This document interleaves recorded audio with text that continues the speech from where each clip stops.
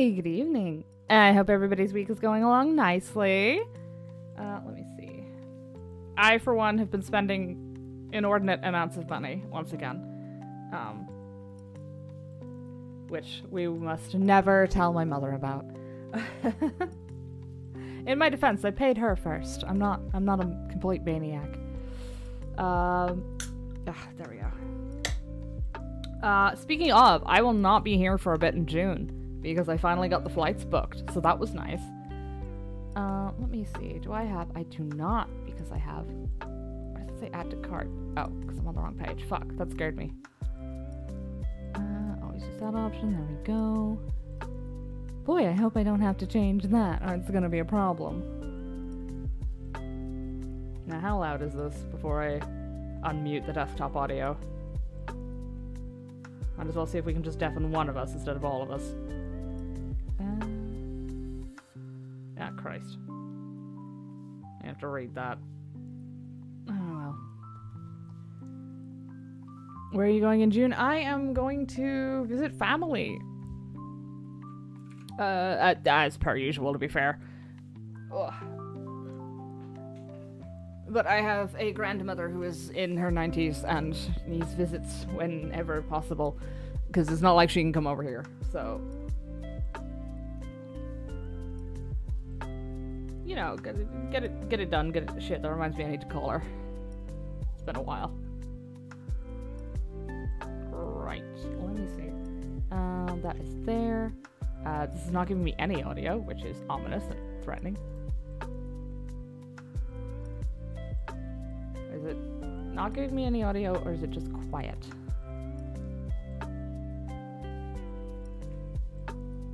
I don't know. Great. I should be fine. It's probably fine. Remember to tell her you're gonna visit. She knows. She already knows. Don't worry. To commit crimes with me. Hey, listen.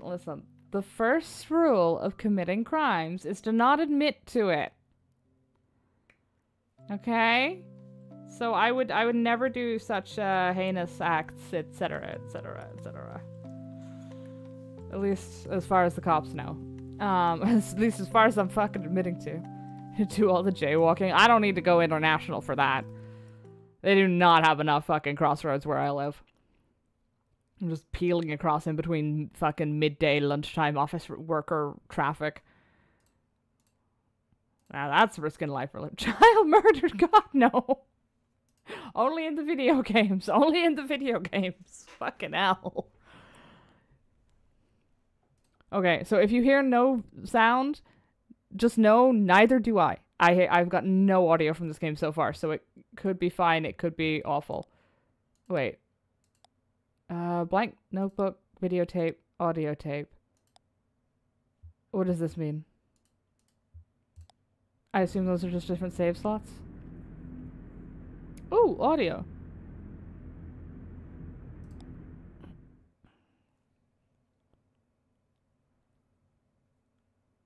Act 1, Scene 1. Equus Oils. It's a hell of a name. Now, in my defense, I know absolutely nothing about this game. Completely blank slate for me. Oh, it's a garage. Fair enough.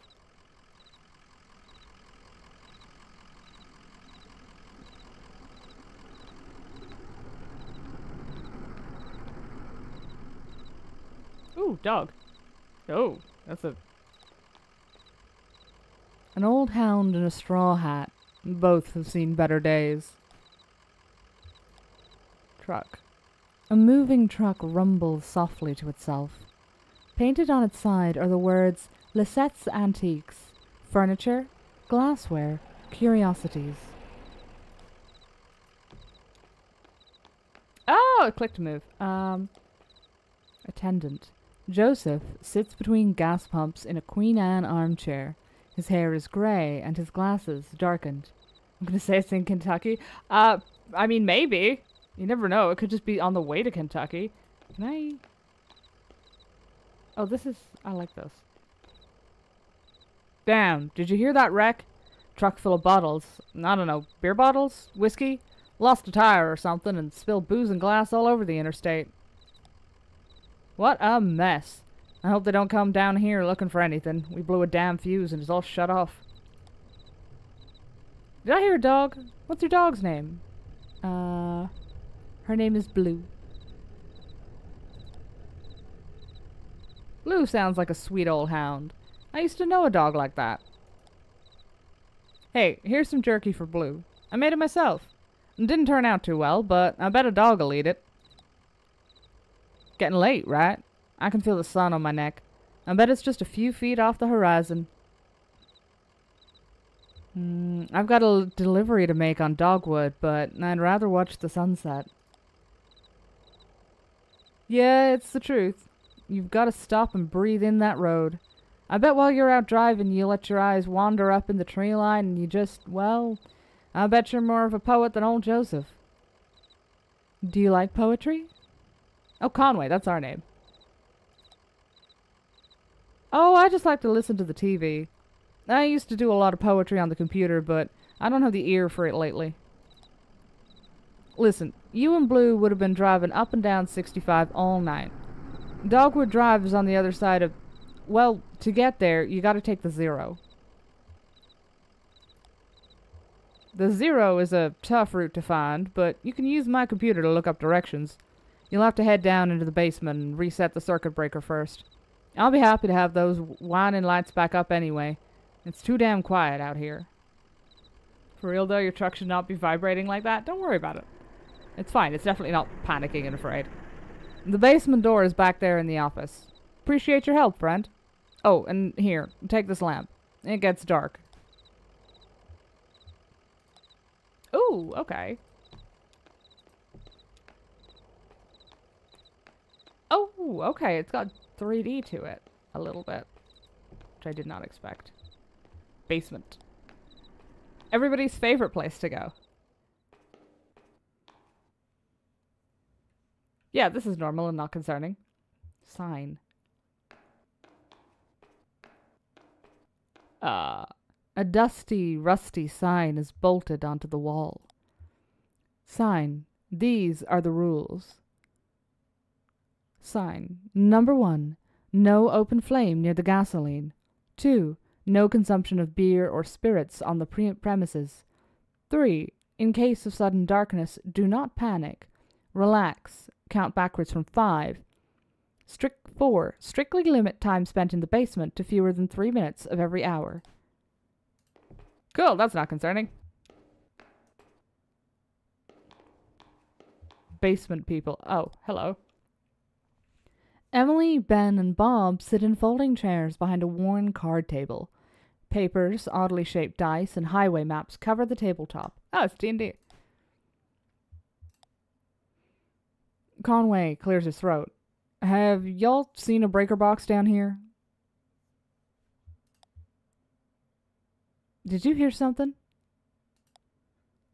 No. Sorry. I was looking at the rules again. It gets easier as you go. Look, you said you rolled a 5, right? That means you get to pick up your marker and move it anywhere on the map. So it's your turn now, right? Yo, yeah, I guess so. Where'd you put that 20-sided die? I don't see it. Did you drop it? It should be easy enough to find. It glows in the dark.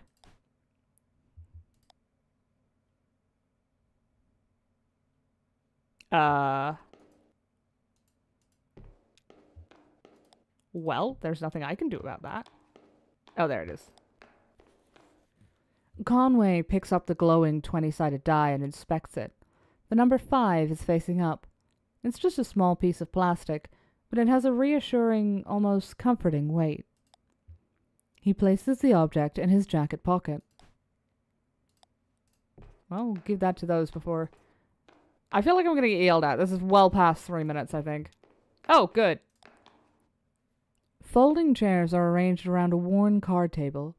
The chairs are empty, and the surface of the table is bare. Conway places the 20-sided die on the table.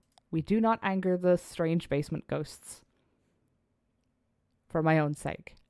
Why is it flickering like that?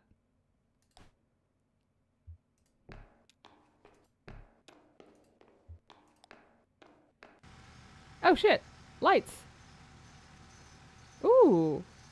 Not a tuba. The other one. Cello. I think. I guess. Maybe.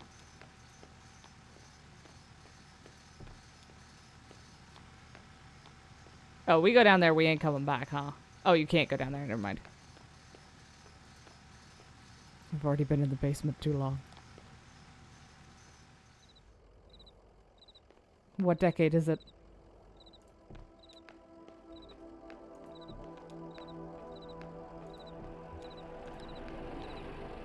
Oh, hey, we can actually see blue now. And there it is. Just listen to those lights whine. Yep. And there were some people down in your basement playing some kind of game, but they're gone now. In the basement? No, I don't think so. Maybe that lamplight was playing tricks on you, huh? Well, strange things happen underground, especially in the dark. So, computer's in the office. You're looking for Marquez. She knows her way around those roads. She'll get you to the 0. The password is, damn, I usually just feel it out. Muscle memory, you know? It's kinda long. Kinda like a short poem, I think. One of those short poems that really sums it all up. You'll figure it out. Oh, thank you. That's incredibly unhelpful. Haiku? Is your well, no, that's... Yeah, I mean, haikus can be kinda long, but the word isn't. Conway taps a key, waking the computer from its reverie. User Joseph. Password. The stars drop away. The moon throbs.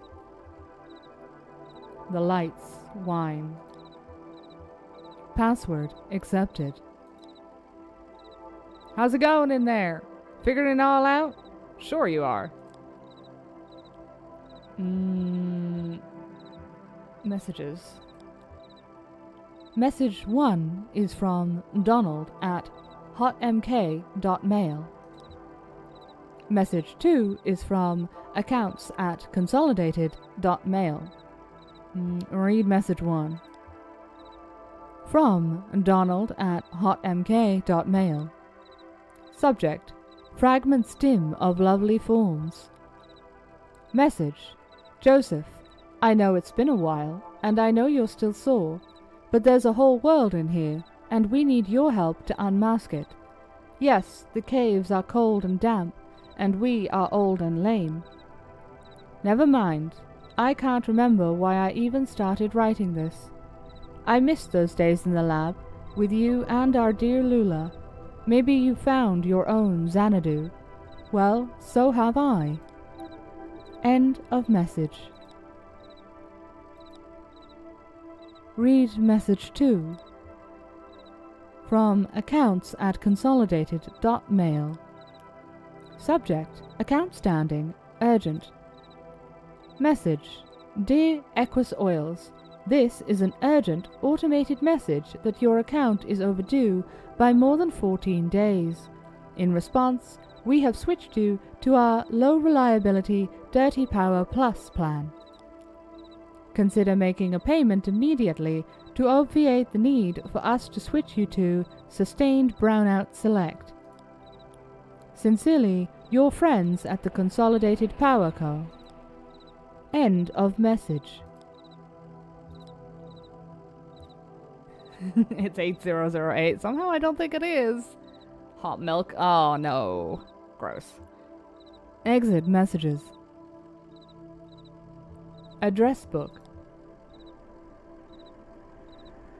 The 0.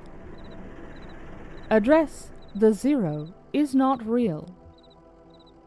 Dogwood Drive. Address Dogwood Drive is not real. Marquez. Marquez Residence, 100 Macondo Lane. Head northeast on 65 and turn left as soon as you see that ugly tree that's always on fire. Look for the barn at the base of the mountain there. Can't miss it. Got it? Somewhere out there on Macondo somewhere, right? Yeah, that's it. Hey, look, while you were down there, I loaded that old TV of mine into your truck. I borrowed that thing from Weaver Marquez a number of years ago, and now that the power is all weird over here, I can't pick up anything but static and public access anyway. She was always more of a reader, but maybe she'd want it back at home. It's a nice TV. Oh, thank you, sir. Conway taps a key, waking the computer from its reverie. Games. Games is not real. Oh, fair enough. Can't blame me for trying. Exit.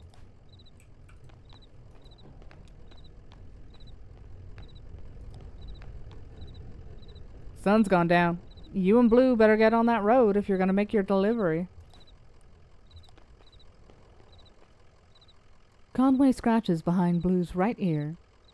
How's it going, Blue? What do you think of this place? It's odd. I never noticed it driving by. How about a treat? Here's some jerky from the gas station attendant.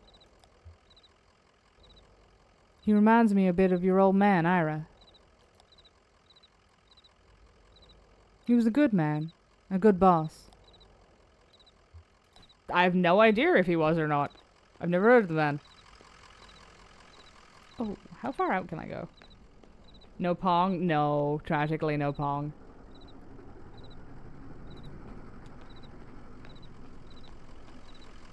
Oh, there's something deeply wrong with that dog's face. Shape. Oh no, that's its ear. Never mind. I forgot. Conway moves on.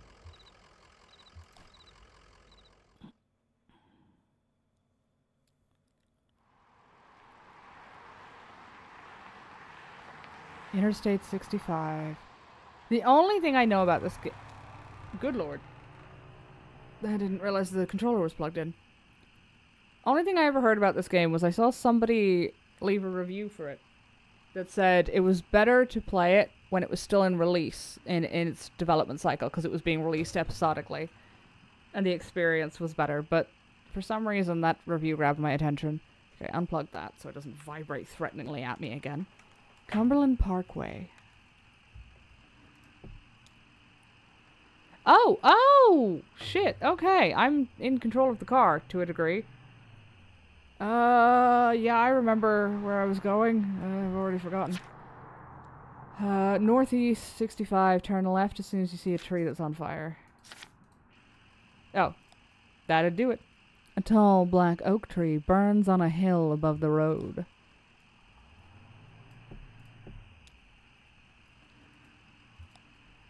Marquez farmhouse. Act 1, Scene 2. Space Cadet Pinball. Crikey, that's a throwback. Not even Minesweeper. Ma plays that, I think, still.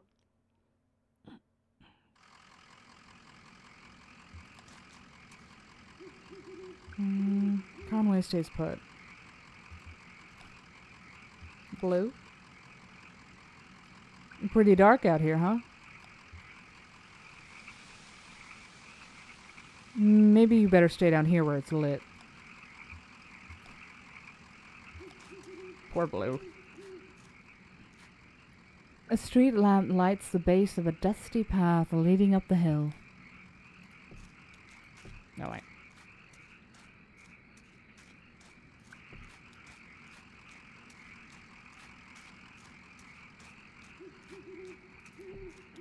I still have that old man's lamp. Oh, cool! A graveyard! They just kind of do that, I've heard, though, don't they? A family graveyard is set off to the side of the house. Headstones are inscribed with the surnames of the unfortunate. Novakovsky, Padilla, Marquez.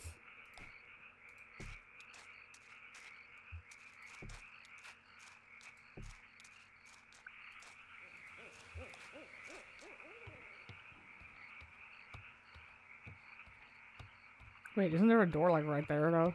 It even has steps and everything. Light switch? Oh, she just walked in. I was just thinking what a lovely house we have. Do you like it? Have you been here before? Did you happen to see an owl? No, I've never been here before. I know. It must seem very strange to you. I was here when this house was built, so it's never been strange to me. There used to be another house here, but we had it destroyed, and we built this one. It was very expensive, and we got quite underwater. What do you do for work? Is it too difficult, or do you like it very much? I was once a mathematician. Are you looking for something in particular here? I drive deliveries for a small antique shop. Got my tickets for the event. The travel and hotel can wait till payday. Hotel's already £100 a night. There's a rail strike on the day I'm planning to leave, so that's gonna be fun. Oof. Yeah, the prices jack up, especially with it being close to the con season. I believe it's hard times for a small antique shop. It's hard times everywhere, even out here on our little farm.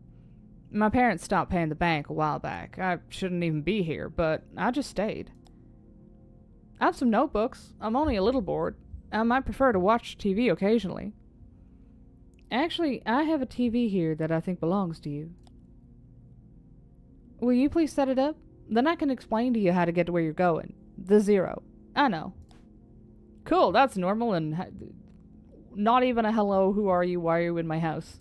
Cool, I won't question it.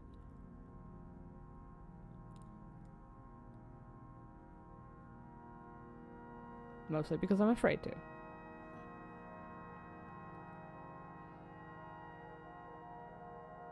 Ma'am, your house is dissolving. That's not how it's supposed to look. You've made a mistake setting it up. Is it a foreign object to you? Which of your parents was it who wouldn't allow you to watch television? Ma thought she heard ghosts in the static. I know about that. She was ill, wasn't she? Mentally, I mean. Kind of distant, fearful. No, just expressive. You have it all backwards. I'm not surprised. Are you? Have you been paying attention? I don't think you have. It's time to start paying attention now, Conway. Look closely at the television. No! That is an incredibly sinister set of sentences.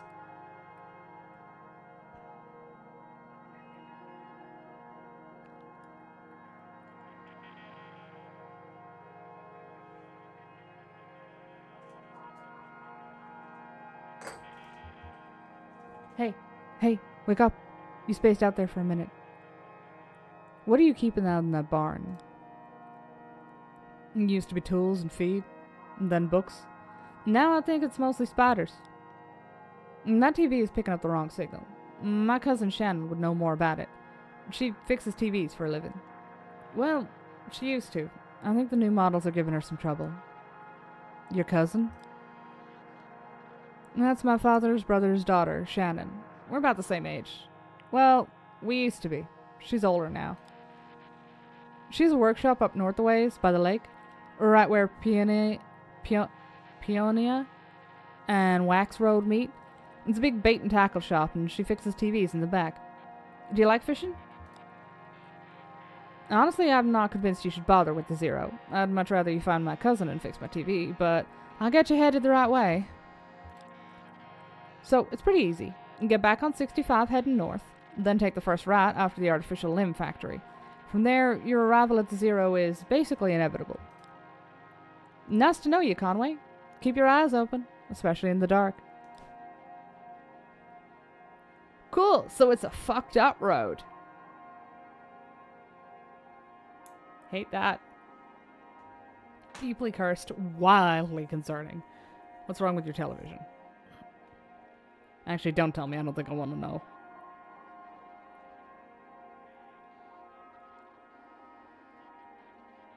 Oh, and she has vanished. Cool.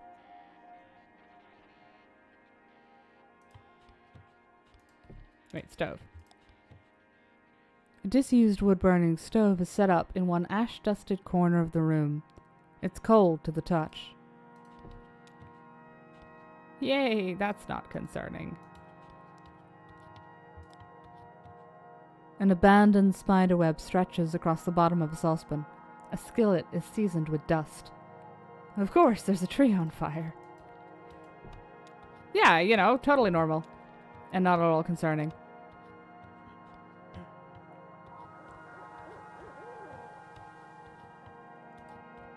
Is her truck still there? Out of curiosity? Yeah. Okay.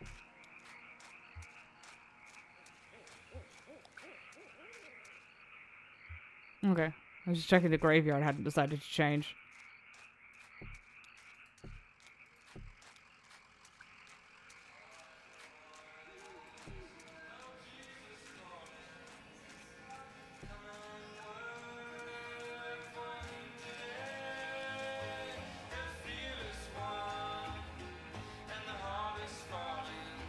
I just met the strangest lady. She kind of creeped me out, Blue. But that's not her fault, I guess. Some folks are just like that.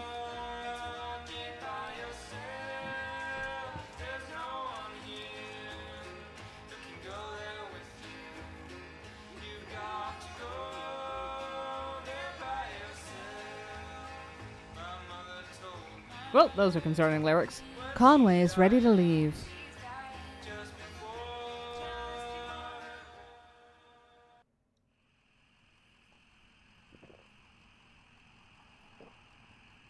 She said it was at north on 65, I think.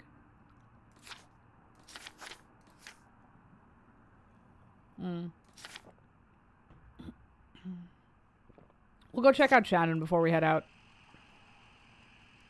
I'm just not sure which North Shannon is. So I guess we'll find out. Mammoth Cave Road. Museum.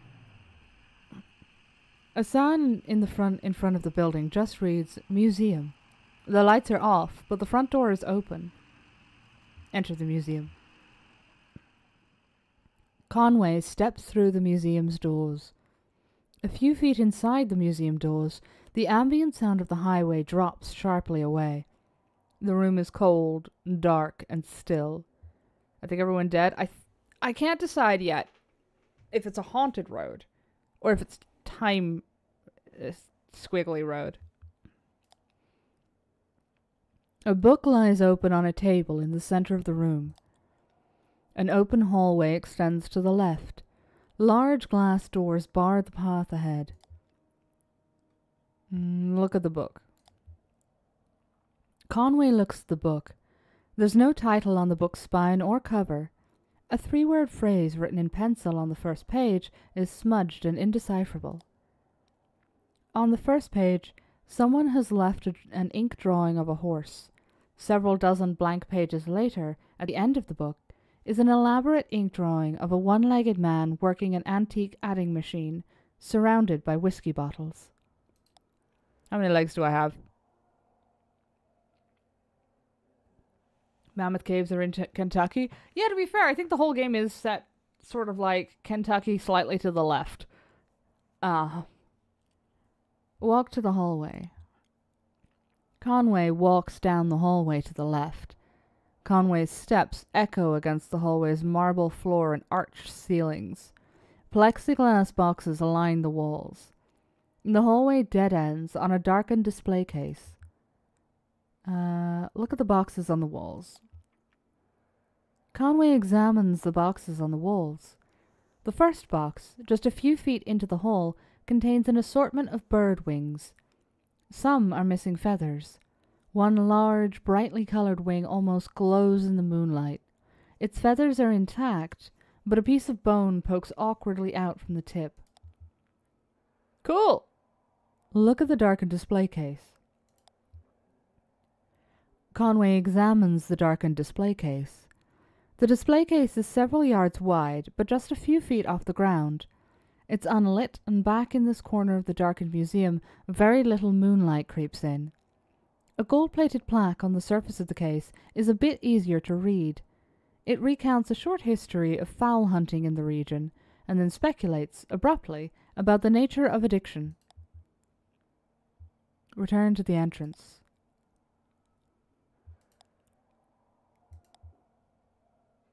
Walk through the glass doors. Conway walks to the glass doors. The glass doors won't budge. To apply any more force would likely break them. Force through the doors. Conway applies more force to the doors. The glass shatters. Somewhere ahead, a light switches on. After a moment, it switches off. The room is dark again, and the floor is covered in broken glass. Whoops. Walk through the glass doors. Conway walks through the broken glass doors. Broken glass grinds under Conway's boots as he walks down the hall. He has the feeling of being in a larger space. Very little light reaches the far end of the hallway. Feel the walls. Conway runs his hand along the walls. The walls are completely smooth and strangely warm.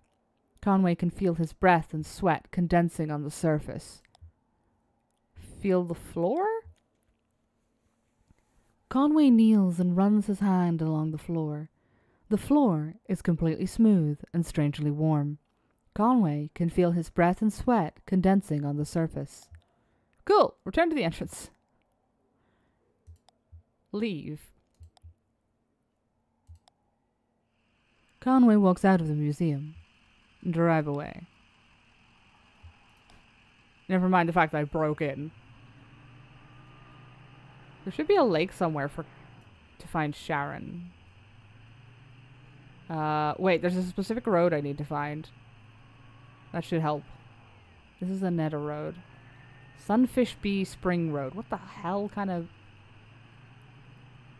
church? Oh, hello. A singing chorus echoes from within the church.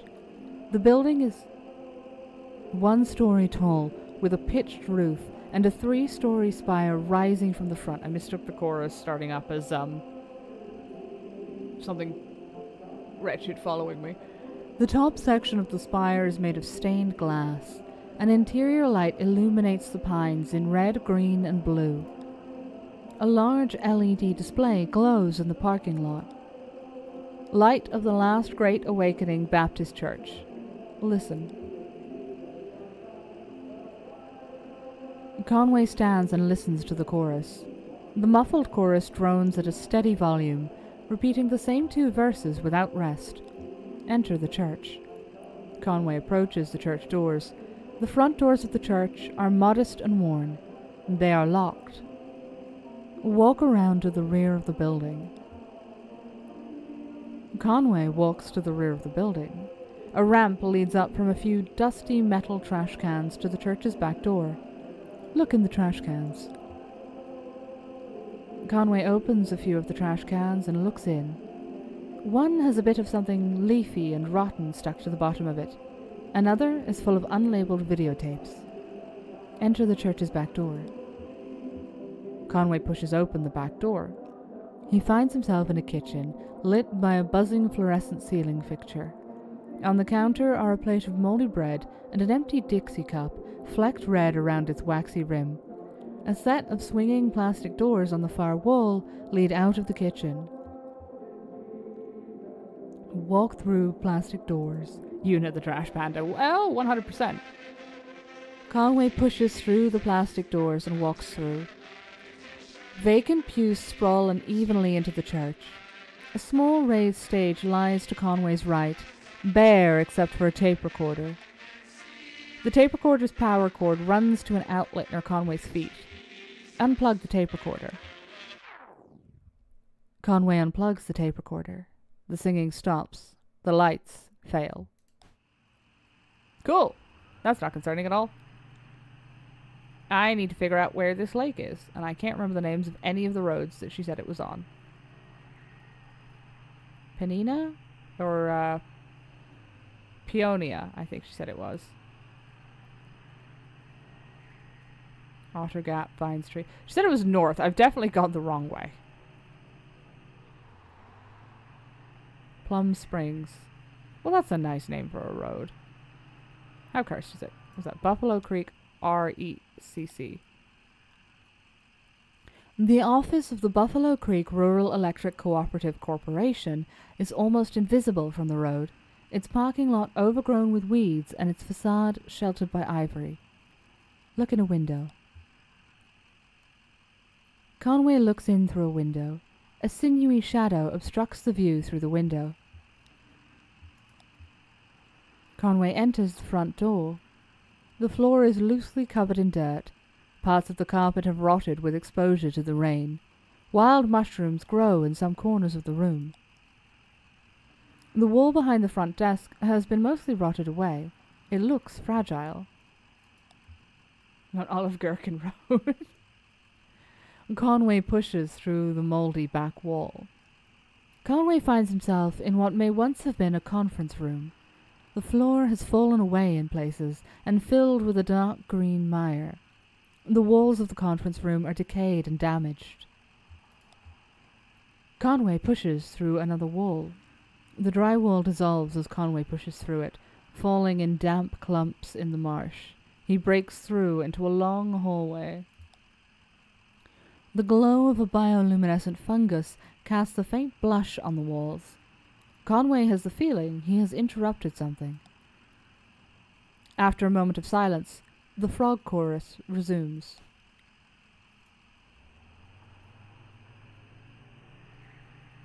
Didn't even know there was a frog chorus. Okay. I don't know where to find a lake, what it looks like on this particular map, so we're going to keep going this kind of north and hope that we get the right one. Nolan Dam. Like, one of them has to be the right road, right? Gap Hill. Cub Run. Union Light, Dog Creek Road. Wow, those are real specific, huh? Oh, bait shop. There it is. Conway pulls into the bait shop parking lot. Vaulted above the road on a thin steel bar, a handwritten sign reads, "Live bait. Minnows, small and also large for stripers. Night crawlers. Chips and beer." A green flyer hangs loosely from a bit of masking tape at eye level. To the shop's right, a dirt parking lot sprawls unevenly into grass and then eventually trees. The bait shop is open. Conway reads the flyer. Computer-printed type in a bold font surrounds a clip art illustration of a TV set. The TV has eyes, arms, and legs. Its shoulders are slouched. On the screen is a cartoon expression of exhausted nausea. A hot water bottle rests against its wire antenna. TV repair, no model too old. Inquire within. We do not sell digital converter boxes.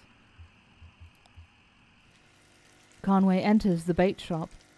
Narrow aisles crowded with lures, reels, rods, and snacks divide the shop lengthwise from the entrance to the cashier's counter. The left wall is lined with churning tanks of water. Conway approaches the tanks. The 3 metal tanks aren't labeled, and the water is too agitated to get a clear view of what's inside each one. The contents of the first tank are vaguely grey. The second is a muddy pink. The third is clear, but shiny silver flecks occasionally flash along its surface. I'm guessing muddy pink is bloodstained, but reach into the third tank. Conway reaches into the third tank. The water seems to tremble with life. Conway can't tell if his hand is being nibbled by fish or massaged by the artificial current. As his eyes near the surface of the water, he can see something colourful glowing faintly at the bottom of the tank. Reach deeper. Try to come away with both hands. Conway reaches deeper into the tank. A tremor spreads from his elbow out to his fingertips and up to the base of his shoulder. His vision flickers. The water is running warm under his skin now, and he has a sensation that something is about to snap. His eyes close. He lays on a rooftop, new shingles rough beneath his back, swelling in the noon sun. He is exhausted. They must have started before dawn. His legs are sore from holding stable on the uneven surface, his wrists from breaking old sealant, his fingers from carefully lifting shingles to hammer down new ones. His boss, Ira, yells from the idling truck below. He shades his eyes with his hand. A beer would be good. It's barely past noon, but he's worked a full day already. What could the harm be? Maybe a shot at the counter, just to get his eyes open. Then a beer. He could offer to drive into town for lunch and stop at that place on Cumberland. The cashier pushes Conway roughly on the shoulder. He's been talking. Yelling, maybe, but it's all an echo now. Conway looks up, his neck stiff with pain, his right palm still tingling. The cashier points to the tank, then above it to a few holes torn in the wall, nail holes from which an electric sign has come dislodged and fallen into the water. He helps Conway to his feet, looks at him pitifully, and returns to the cash register. Whoops! Electrocuted myself into the past. What about the other tanks, though? How many times could I electrocute myself? Conway reaches into the first tank. Conway's hand brushes against something roughly the size of his palm. Reach deeper. Conway reaches deeper into the tank. Conway's hand comes into contact with a scaly, uneven surface.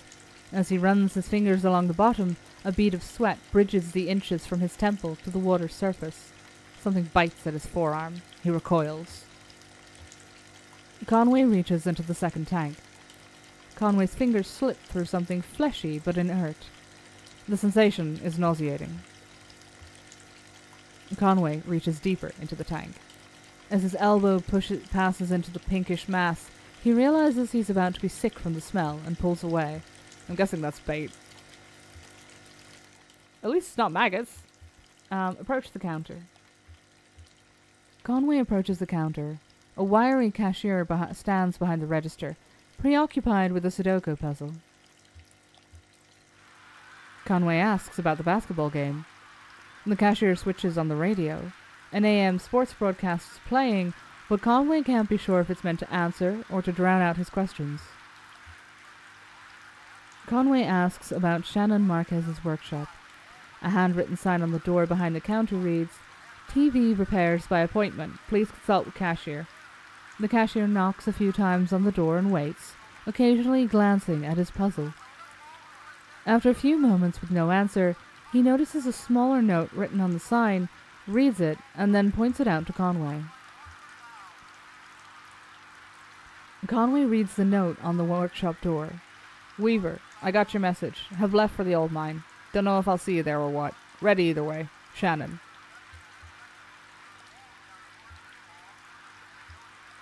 Okay, now we have to figure out what that is. Look, this is the West of Loathing spittoon all over again. Oh dear. They put things in the spittoon, I assume. If I were a mine, would I be down here? Rocky Hills Estate Road. Oh, I just straight up can't get through there, huh? If you were a mine, where would you be? An airplane?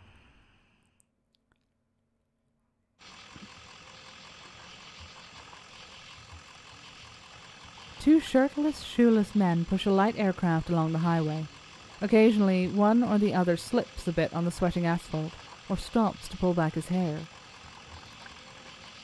The rubber is almost worn away. Soon, these men will be dragging this airplane. What about the men? The men are nearly broken. Y'all good? Y'all are not good. How far do they get? Conway sticks around for a bit.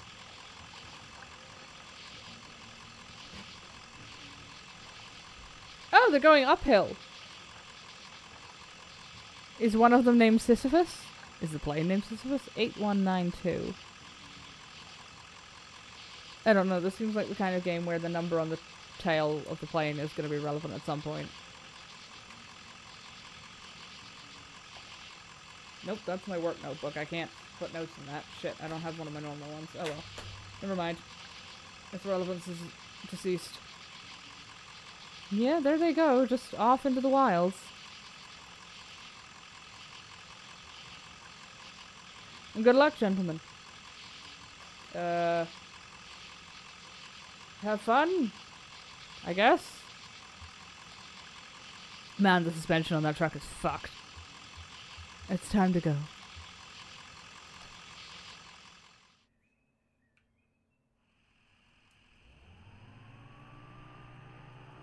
I should really have asked the cashier if he knew where the mines were.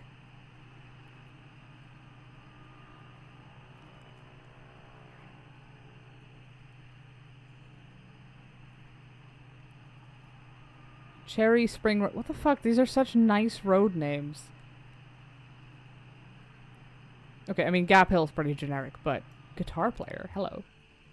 A young man in grey-stained clothes sits by the side of the road. He is playing a worn guitar.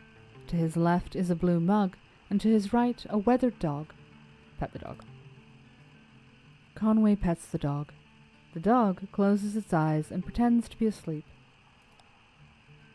The young man strums absently on the guitar, hums tunelessly, and occasionally mumbles a word. Listen.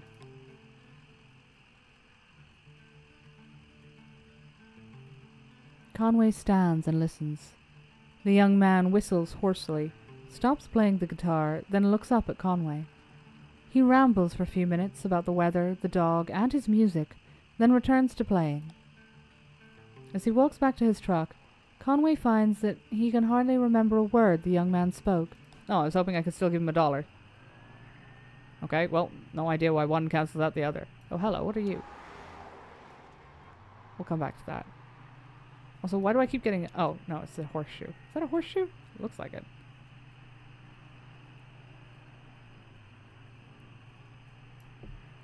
I'm gonna see a newspaper article saying they crashed and died at some point. Oh yeah, almost guaranteed. Wait, wasn't there... That's the bait shop again, so back down here.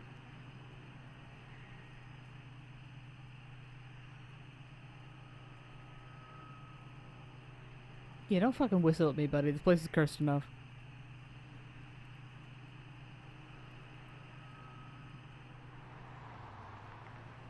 Is this where we saw that? Yes, it is.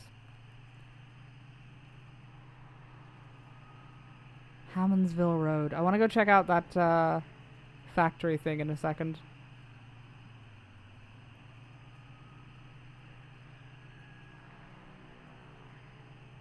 But I can't remember which roads we've gone up and which we haven't, so I'm just kind of trying to figure it out. The map is rotating. I don't like that. Sorry. Is that Frenchman Knob Road? I'm a grown adult with a paying job. I'm not supposed to laugh at that. I don't give a shit. Dixie Highway. L&N Turnpike. Oh, that's the burning tree. How come some of them... Oh, dragonflies. The truck jerks towards the shoulder, nearly run off the road by a swarm of dragonflies. Their wings beat briefly in the headlights and disappear into the night. Oh, I've just clocked what this might be. If this is a liminal space where it never ends. So we could drive every road here and never find zero. We're just sort of trapped. Possibly. I mean, obviously. I do not know. I know nothing, as the saying goes. What factory is this?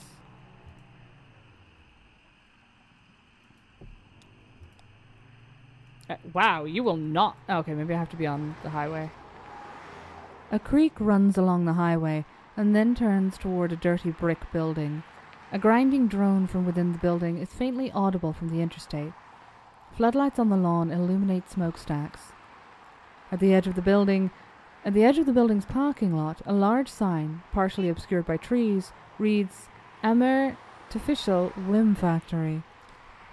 Oh, okay, this is the factory we need for the on-ramp. Take the first right after the artificial limb factory, but Shannon's gone to a mine somewhere. Maybe this is 0, this squiggly line that I was trying to translate. Oh, the first right. I see, yeah. Okay, what if we don't? If I ask in the bait shop, will they tell me where the mine is? This is a lot of work to get a maybe TV repairwoman for someone I've never met and who vanished. Let's go back to the cashier and see. Frenchman's Knob. Such good road names. Frenchman's Knob. In my defense. Okay, never mind. We do not. The cashier is about as useful as pissing into a wildfire. To be fair, he is probably making minimum wage, so I can't really complain about that, can I? I, too, would be fucking useless on minimum wage.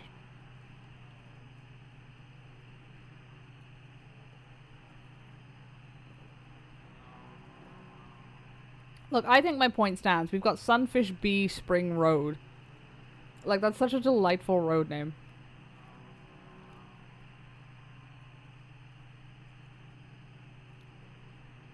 I just kind of have to hope that the mines aren't one of those kind of things that only shows up if you've already been told that you kind of need to go there. Oh, can I just leave? No.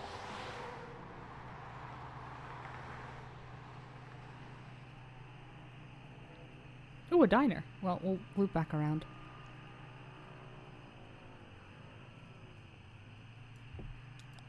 Snacks? Snacks?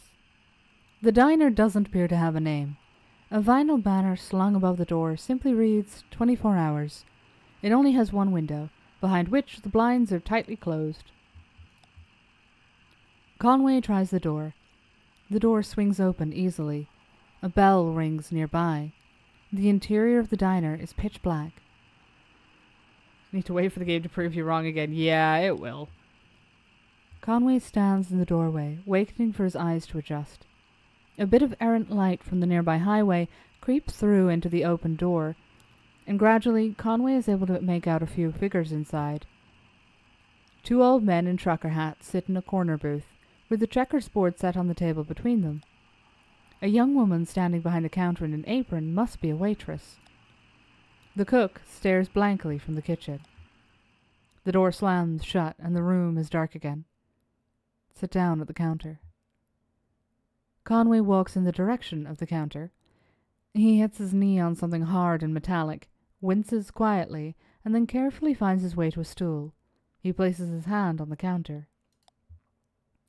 Another hand, a young woman's, rests itself on his. She guides his fingers to a laminated menu. Conway closes his eyes, opens them, maybe closes them again. Impossible to differentiate. Ask her about the basketball game. The Wildcats are struggling, but today's was an important game. They could have rallied. Perhaps the waitress heard the game from the kitchen, or maybe she's a fan herself. Conway clears his throat. He feels a warm hand across his cheek and freezes. Her fingers run across the stubble of his chin. He feels like apologizing. She leans forward, and so does he. Cool. What? I think the diner's cursed. Okay, no, to be fair, I think the entirety of this place is cursed. But at least it's a fun curse. Well, not for Conway, but he'll be fine. Barren River RECC. The exterior of the Barren River Rural Electric Cooperative Corporation is a dingy beige, sprinkled with fading graffiti. The front door hangs open from a broken hinge. The windows are dark. Conway looks in a window. The windows are too dirty to see anything inside but a few dim shapes. Furniture, maybe, or livestock. Conway steps through the front door. The room feels empty, with no furniture other than the built-in front desk, host to a disconnected telephone, and a few empty beer cans. Meandering lines of color have been spray-painted along the walls.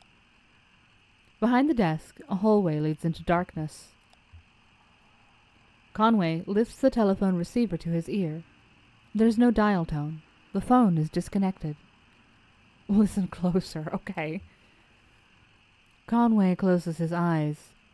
With the phone pressed close to his ear, Conway can hear a thin, quiet roar, like the ocean or the highway. Conway steps into the hallway. The hallway passes several smaller office doors. It quickly disappears into darkness. Something is glowing in the distance, barely. Oh well, check that out. Conway walks to the dark end of the hall. The door at the far end of the hallway is tightly closed, but a warm glow bleeds in from its edges. Conway opens the door at the back of the hallway. The handle is loose, and the door swings open easily. The hallway fills with warmth, light, and the smells of smoke and coffee. About a dozen men and women sit around a campfire in the middle of a large room. Cubicle walls have been cut into pieces, some leaning up against the walls, and some arranged into stacks of firewood. One of the women waves to Conway and offers him an empty chair. It's missing wheels, but it's comfortable and easily adjustable to his height. Someone takes a pot hung above the fire and pours coffee into a styrofoam cup. Conway accepts it, and they all return to watching the fire. That was very nice of you, thank you.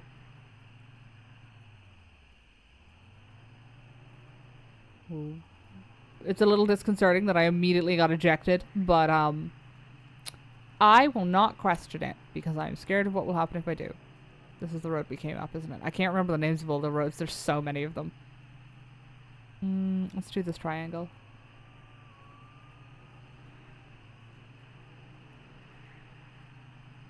We're fine. We can get this bit sorted.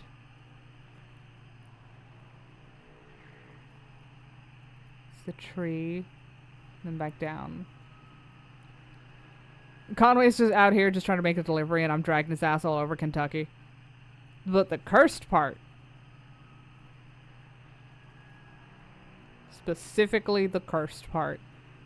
I don't know enough about Kentucky to know if that's supposed to be all of it. You don't hear a lot about it over here. It's mostly just Kentucky, farms, horses. I think there's a derby there. I've definitely heard of something like a Kentucky derby.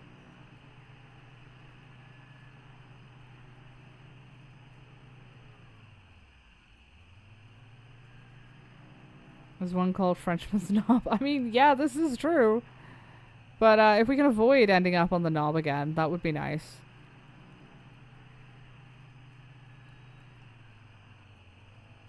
I mean, I'd be happy if we could just find this mine that she's supposed to be at. Maybe I should just go back to the Weaver's house, or Weaver's house, and see if Weaver's returned. But I'm scared to go there, because it's got weird disappearing women in it. Oh, more dragonflies. The dragonflies vary their pace. As the truck approaches, they scatter. After a minute or two, Conway can hear a swelling whine to the southeast. Out of curiosity, does that mean they've gone down this way? I mean, I didn't know. I've never heard a dragonfly whine before, so I don't know if that's what's going on here.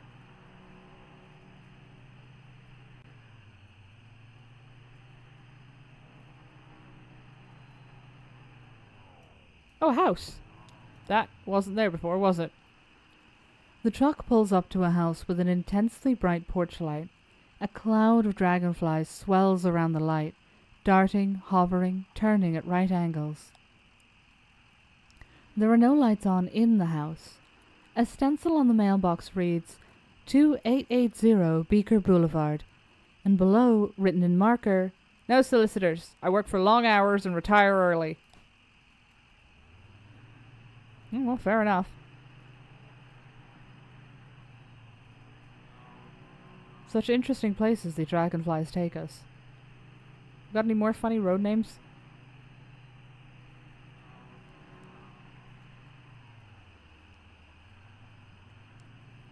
No, these are fairly reasonable.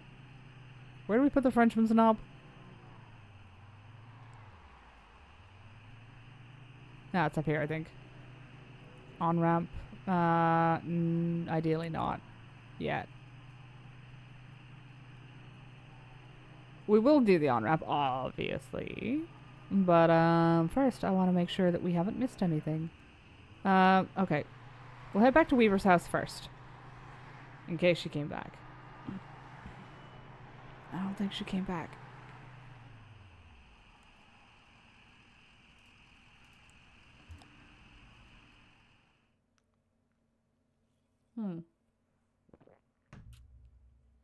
Oh shit, Act 1, Scene 3. I guess we were supposed to be coming back here.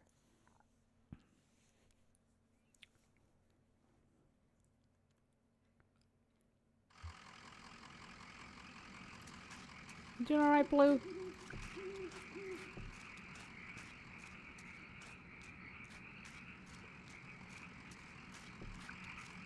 Well, it's a good thing I didn't decide just screw it and we went on the ramp. Let me just make sure there hasn't been a... Okay. I don't trust them not to change the graveyard while I'm not looking. Is basically why I keep doing that.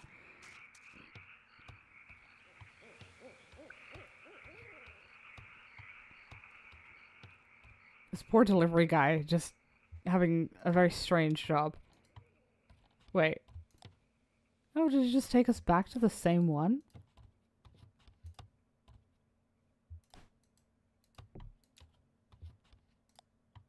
Huh. Why scene 3? Did I miss something before?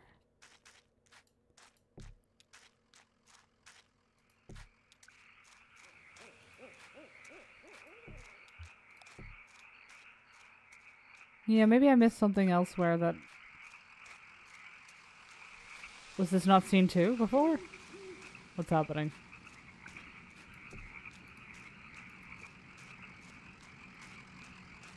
Oh! I see.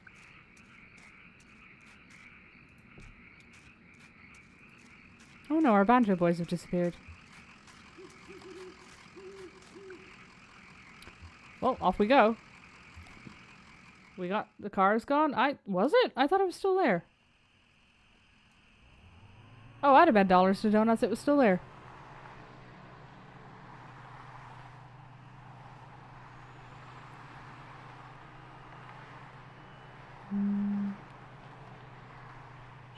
Oh, we have been up here. This is the Frenchman's Knob.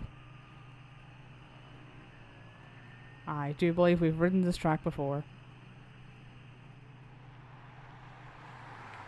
Well, good luck with your cave diving or whatever the hell it was you were doing.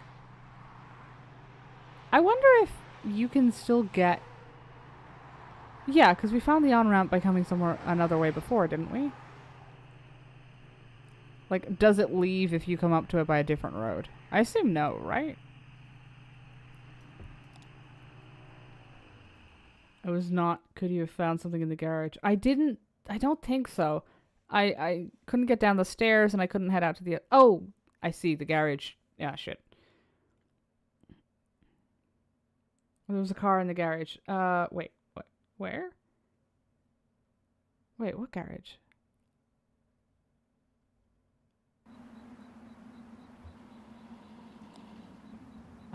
We might be past the point where I can do anything about that, unfortunately. Conway brushes some dirt off Blue's hat. How's it going, Blue? Hey, you got something on your hat. Been digging in Lisette's flowers again? The way Ira used to yell at you, you'd think he was losing his mind.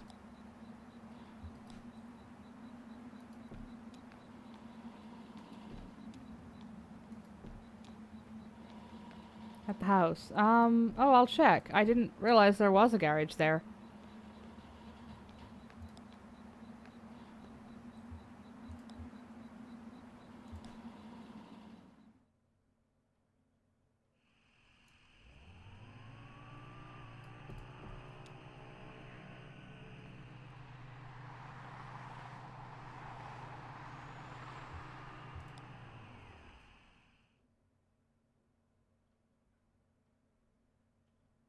Oh, no, we're back to Act 1, Scene 5. What? Hello? What's going on? Is it just every time I enter a specific one of the zones there, or... Seems weird that the story would do that. Well, I won't pretend to understand what's happening.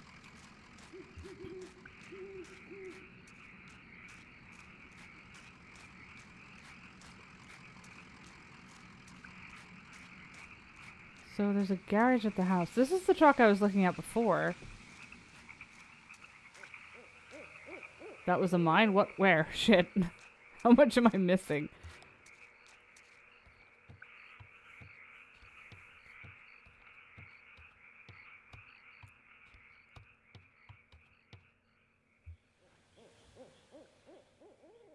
Oh, you mean this? I don't think there was anything in this before. There was a... I don't remember seeing anything in it before, anyway.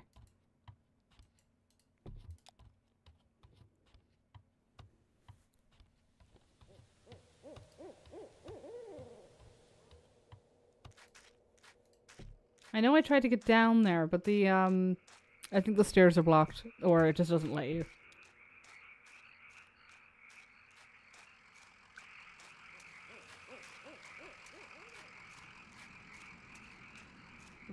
Okay. Every time I don't see the dog, I think something's wrong. Off we go. Oh, do you mean that was a mine? Ah.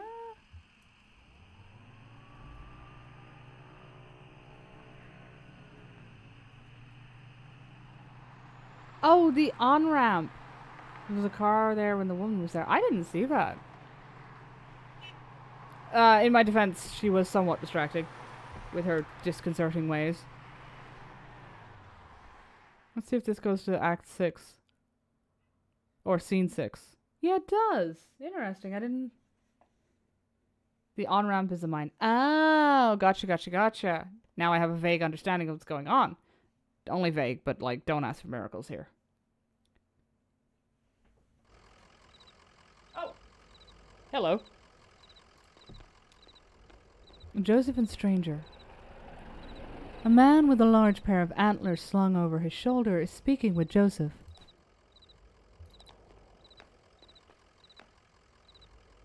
And that's only a few miles outside of Hodgenville anyway.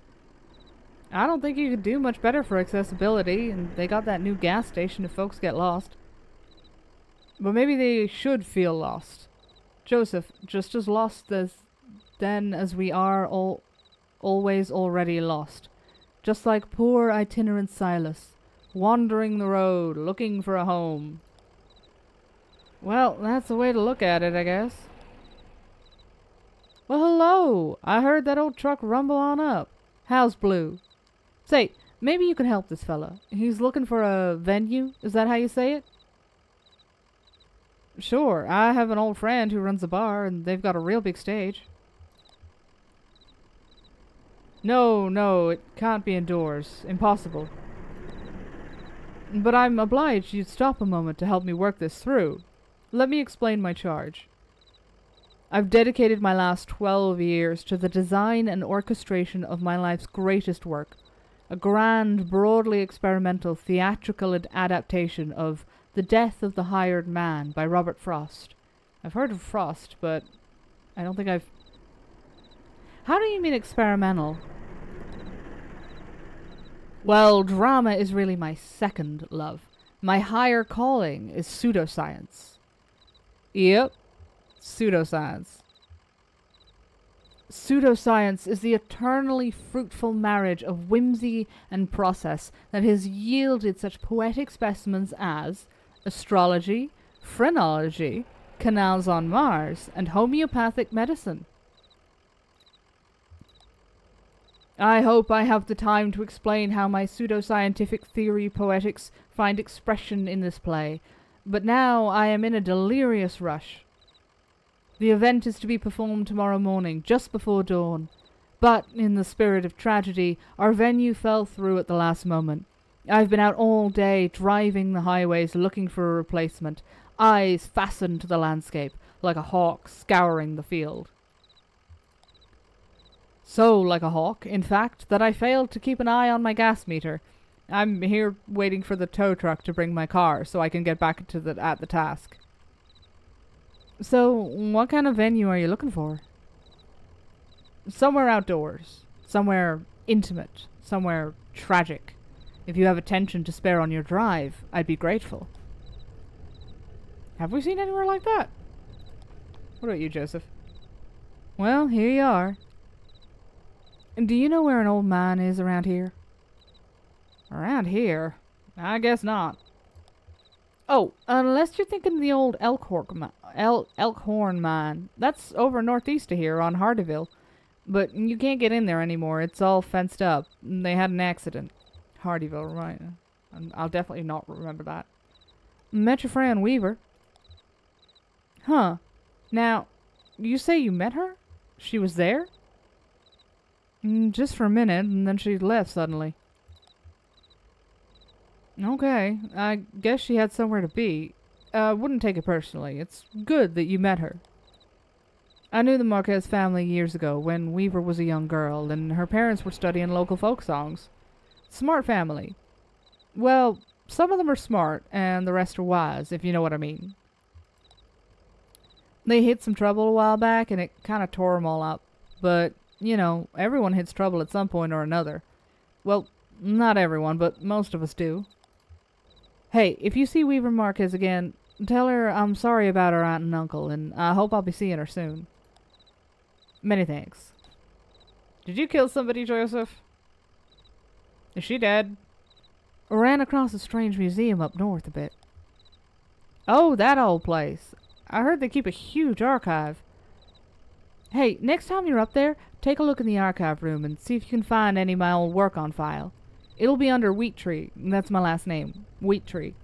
The archive's just through the hall of glass.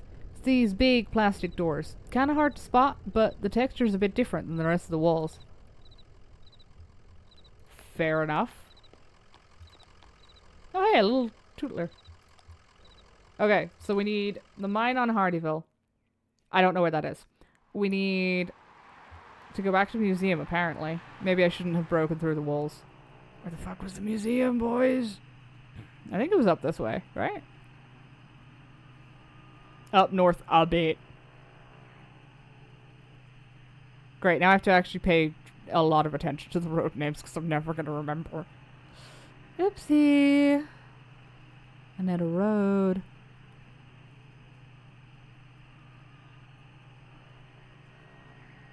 Peonia Road, Rocky Hill Estates Road. Can't get through there. The bait shop. We found the museum before the bait shop, so it can't be that far. But, sir, return.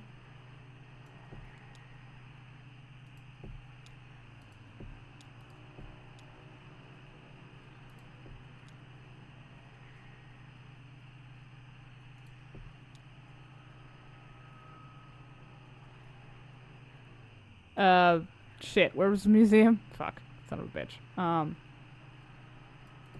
Oh, there it is. Enter the museum.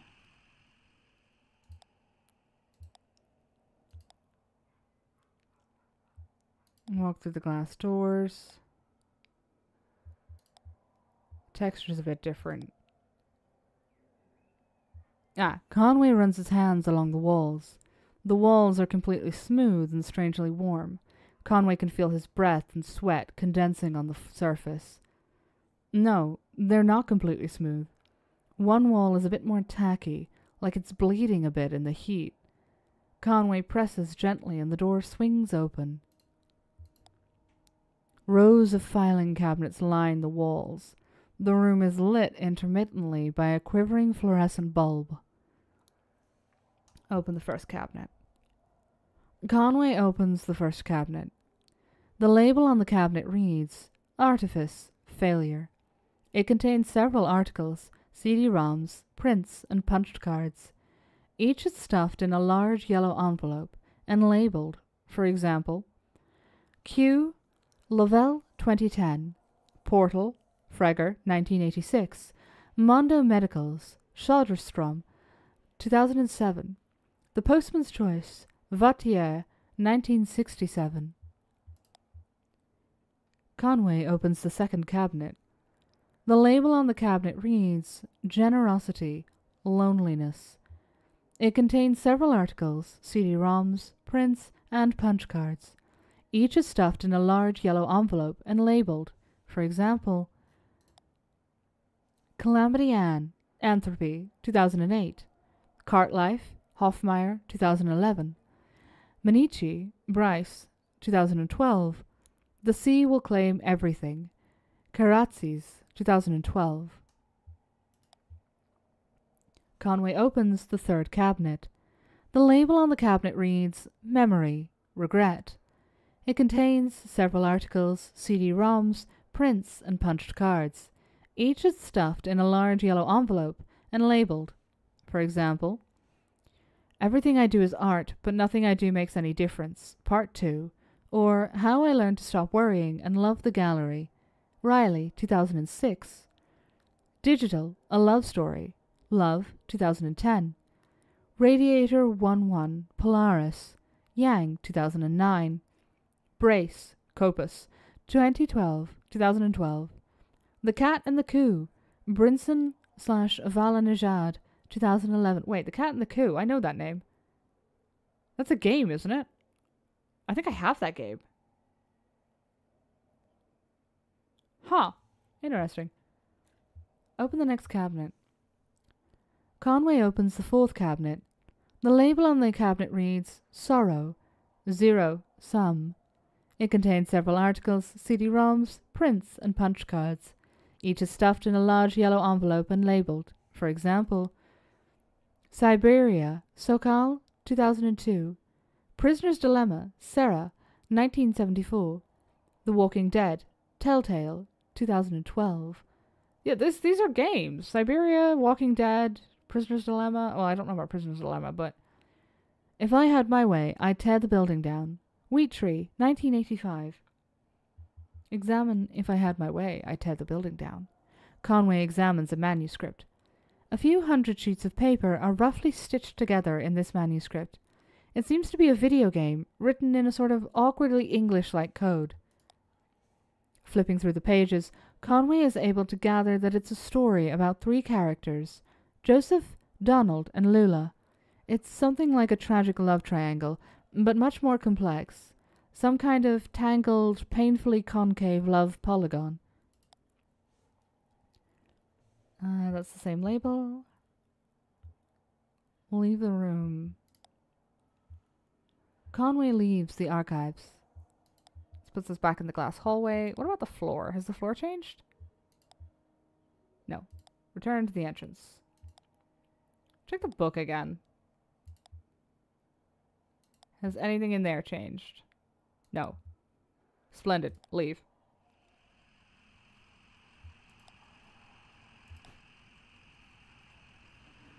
Okay. So we need... I've already forgotten the name. Began with an H. That doesn't help. Interstate, Bonaire. I think it was a little higher up, but I'm also not certain. Scottsville, Finney. Oh, wait, hold on. We have a notepad for this. Well, that didn't help. Thank you. Damn it, Conway. You couldn't have taken notes on where he told us it was.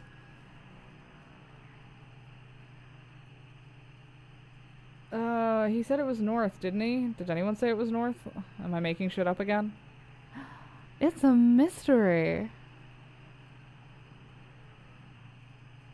Okay, I have the suspicion it's on the east side and north.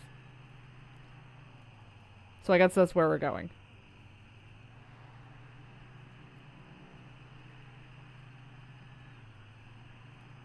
Happy Valley Road.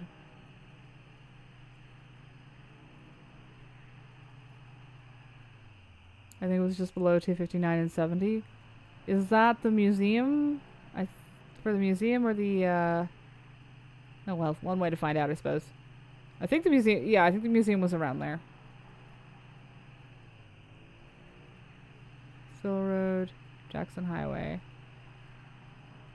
Charlie Morgan, Old Munfield. In hindsight, maybe I shouldn't have written it down. But also, in my defense, I feel like I had good reason to suspect our boy here would actually write it down, even though he didn't, and he betrayed me. Oh, Hardyville. That was it, wasn't it? Yeah, it is the on-ramp, isn't it? Or, I guess not. I mean, I know you confirmed earlier it was of mine, but I wasn't sure it was the same one.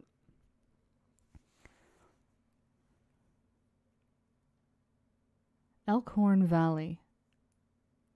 Oh, we have a name for it now.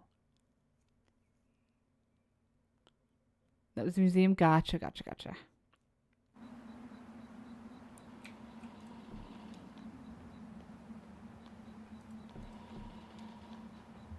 Entrance. Yeah, that's a great idea. Just wander into an abandoned mine, then it'll go well. Oh, I forgot to mention. Shit. While that's loading, we will have a slightly shorter stream tonight. So yeah, there's not really anything after the so there, just that I'm gonna have to cut things a bit early because I have stuff to do in the morning. Shannon speaks into a large brick cell phone held up to her ear. Oh, I get to pick. Yeah, it kind of is an emergency. Inaudible. But can I trust him not to just change the locks? Inaudible. Yeah, and I appreciate that, but... Inaudible. Okay, I'll talk to you tomorrow. Love you. Shannon hangs up the phone and puts it away. Work? Oh, fortunately it's not work. I have made the mistake of volunteering to help in the garden. If I get rained on, I'm gonna be real mad. Stranger. Excuse me, ma'am. I saw the light was on and I'm looking for the on-ramp to... Do you believe in ghosts? Well, let's see. I do believe a place can be haunted, if that's what you mean. What about a person? Can a person be haunted? Sure, I guess a person could. Sometimes I feel haunted myself. Me too. Oh yeah? Is that what led you down here? Yeah. So, I guess this place must be pretty important. Maybe I'm in the right place after all. Here's what it is. I drive deliveries for a shop called Lisette's Antiques, and I'm out trying to finish this job. What kind of stuff are you hauling? Antiques. Good stuff. Lisette has a sharp eye for the little good it's done her lately. You know, it's just one recession after another. Everybody's selling their old stuff cheap, but nobody's really buying. I have a delivery for 5 Dogwood Drive, and I can't remember ever seeing that address before. Now, I heard I need to take a highway called 0. So I met this young lady, named Weaver Marquez, and she sent me this way, and so here I am. Uncommon kind of place for an on-ramp, but that's what it's been like so far anyway with... What? Weaver Marquez. Do you know her? Why are you Shannon now? I don't know, but we've just switched back again, so... So you saw her tonight. I know Weaver. She's my cousin. I'm Shannon Marquez. Oh, you're the one who fixes televisions. That's right. Did she tell you that too? Of course she did. Weaver doesn't lie. One time, when we were younger, she told me my dad had been in a terrible car wreck. There was crushed metal everywhere, and we'd be hearing it echo through the house for years, she said. I was very upset, crying, and then my dad walked in the door, just come back from a trip to the junkyard collecting scrap metal to fashion into wind chimes. I was angry, but she said it wasn't a joke and it wasn't a lie. At the time, I thought she meant it as a riddle or a puzzle. But Weaver's not a puzzle. She's a mystery. So, what are you doing down here, Shannon? I talked to Weaver earlier this evening, too. Or, anyway, she talked to me. It's hard to tell if she's listening sometimes. Weaver told me I had to come down here to the old Elkhorn mine. She said I'd find something I've been looking for. Where did you see Weaver? At my workshop. She just appeared. I hadn't seen her since a long time. She's the dead one with the grave at the house? Yeah. Living in her own house with her own grave out the backyard. Totally normal. Don't worry about it. It's not a bad thing, you showing up now. All told, I'd rather not go down there alone. Your dog should stay up here, though. It's no place for a dog. This is an old mine. It runs pretty deep and tangled.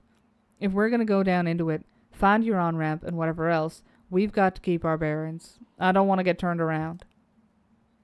I've got some gear here to measure conductivity, frequency response, stuff like that. Maybe we can find a way to put a signal out ahead, do some analysis, and figure out what kind of topology we're up against. Topology. Okay.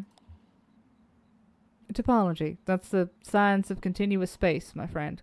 The way this twisty maze of passages fits together. Sure, that's not concerning. What were the other names? Novakovsky and Padilla. Can't even remember my own goddamn name sometimes, but I remember that. Yeah, I don't think Blue is planning to stay.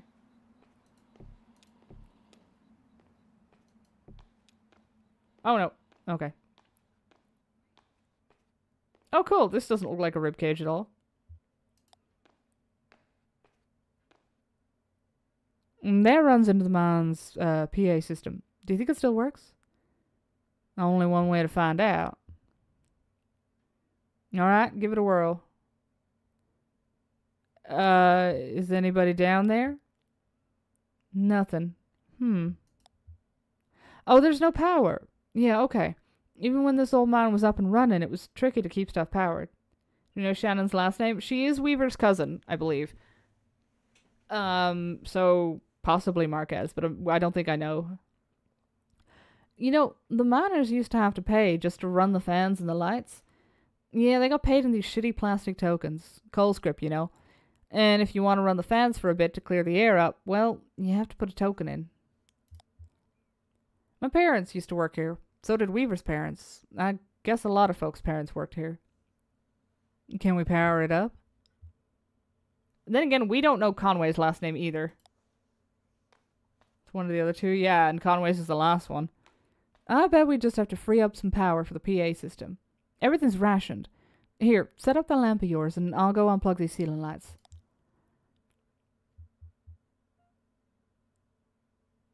Conway fidgets with the change in his pocket. I heard the speakers back here crackle a bit. It's on now. Try saying something into the mouthpiece. Well... Okay, I hear you. We need to measure the echo delay time and figure out how deep the tunnels run. Just make some noises into the mouthpiece. Conway taps the mouthpiece. Conway hums a deep tone into the mouthpiece. Conway whistles. Ow, my ears. Damn, that's a long delay. These tunnels run deep. I bet some of them are ruptured or joined up with a cave system. Alright, I set up my spectrum analyzer, so just say something in the mouthpiece, and we can get a sense for how narrow the mine tunnels are. Don't be shy, just say anything that comes into your head. And tell me a story about something, or what did you have for breakfast today? Here's a story. I used to work doing roof repair. My boss got a real big job out in Louisville. It should have taken us an hour to get there. But then a thunderstorm hit and it was too late anyhow. Got it. It looks like the tunnels are pretty cramped. Yeah, low ceilings. Hope you're ready to stoop a bit. You're probably used to it. One more test. We just need to know if the air is breathable, or if it's too thin or too dense. Just sit real close to the mouthpiece and breathe. I'll measure the resonance of your breath with the air in the tunnels. Just try to relax. Try to breathe naturally. Conway breathes and thinks about the resting. Conway breathes and remembers a moment when he was younger. Getting some pretty strong readings here. I think we're in good shape, but keep at it for a minute. Conway breathes and visualizes a hot meal. My eardrums. Conway breathes and relaxes as a peal of feedback and loose rock engulfs him. Oh god, my eardrums. Man.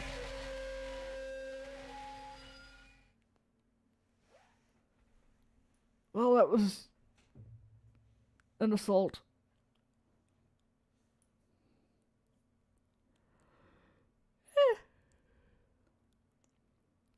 Oh, I wonder if the scene changes are, time passing. Well, rip to Conway. Good luck, Shannon. Jesus, are you alright? What the hell? My leg is stuck. Shit. Okay, I'm gonna pull you out. We have to get you out of here. There you go. Okay. Are you hurt? Can you put any weight on that leg? It's fine. Just try to stand up. Careful. I'm right here. Damn. Don't worry, I got you. That leg is in bad shape. Here, let's get you onto the tram. There you go. Now, let's see if this thing has power. Well, okay, there's some luck, right? We should be able to ride this tram right out one of the auxiliary exits, if there are any. I think there are. What about Weaver? We'll just find the exit and then figure out what to do from there. That's our first priority. So, the controls are over on your side. Let's get moving.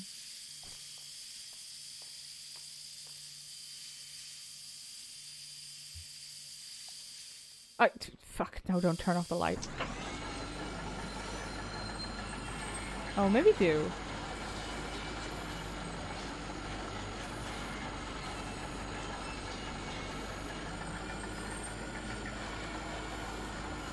Well, we'll see if we see anything horrific in the dark. No. Oh, that's a boat? What does the turntable do? Oh, here we are. This may be hard to believe. It's hard for me to believe myself, but this whole branch was underwater last I heard. How did that happen? Some careless miner or some unintended machine bored through into an underground lake. The water came in pretty fast, and a lot of folks got trapped in the tunnels. I only heard parts of how it went from there. Sanitized for the bereaved. You know how these big companies are. But there was gossip, too. The trapped miners couldn't get the pumps going because the power was rationed, so they shut all the lights off. But even then, it wasn't enough. So I guess it was dark when they... You lost some people down here, didn't you? We all lost people down here. Well, not all of us, but most of us. That's the same thing Joseph said. Talking about something. It doesn't matter now. Look, this old turntable is still wired up. The controls are dead, but I can use my signal generator to switch tracks if the water hasn't damaged it too much. Or we can just keep heading down this tunnel. All this junk hanging up around the turntable is from the company store. Just junk, you know. The miners would buy it and use it to decorate the place. Or as landmarks, I guess. Hard to know which way is down here. It's also dim and gray. Shannon connects 2 clip leads from her signal generator to the turntable's electrical panel. So we're on the track between the animal bones and the rowboat, so... Oh, I love that they're vibrating horrifically at me. Are you hydration breaking today or no? I don't really have the time, I'm afraid. We're not going to be here for too long, sadly. Because I have been... They're emptying the compost bin tonight, which means I'm getting conscripted because I don't have an excuse. Normally they empty it on a Sunday night, so I can just say I have work in the morning, but alas. Tuned to the pendulum in the casket. Let's see where this takes us. Oh, that's cursed as fuck. Never mind.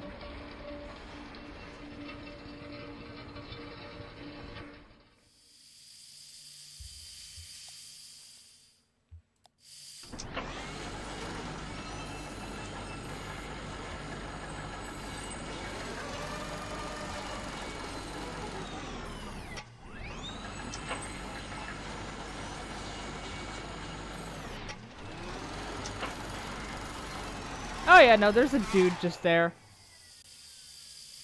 Cool. That's not cursed at all.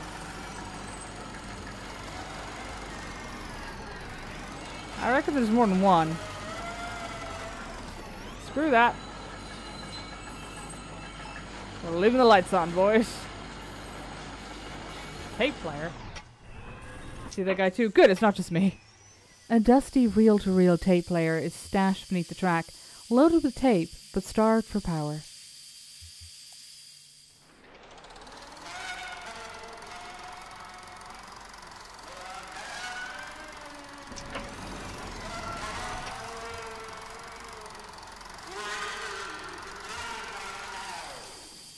Oh, I didn't know that was still down here. What was that? Look, there's a tape player down there. One of those old reel-to-reel setups. When this man was active, a couple of folk music archivists spent some time here recording Manners songs. Real academic ivory tower types. None of the Manners really talked to them much. So they stayed at the margins, observed, took notes, and then sometimes they'd get someone on a lunch break to sing into the microphone. And then I guess the power company got some kind of interest in the project and gave the archivists some coal script tokens to pay the Manners with for their songs. Did your parents sing? Oh, yeah, they sang. They sang in the mine for coal script tokens. What are your parents, canaries? No. Weaver's parents were archivists, though.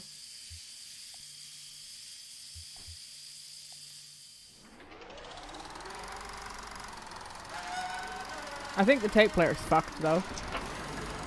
Oh, wait, there's a whole...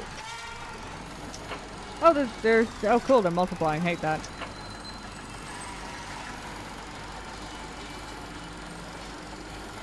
This mine is full of ghosts.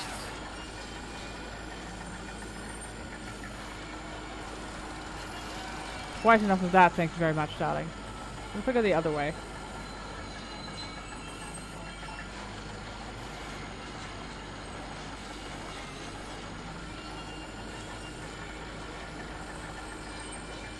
Oh, new horrors! Stage. Wait a second. I know a guy who's looking for one of those.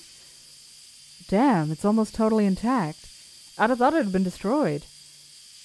What is this place? It's a recording studio, basically.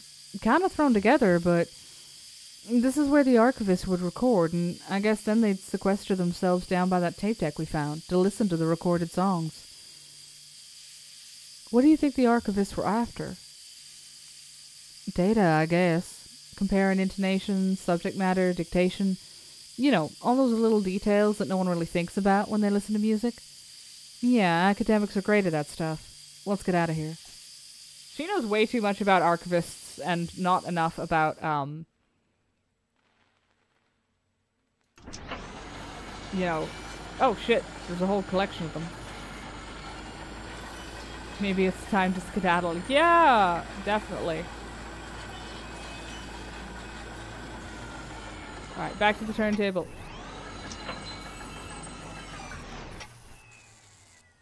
What do we got? We're on the track between the pendulum and the casket.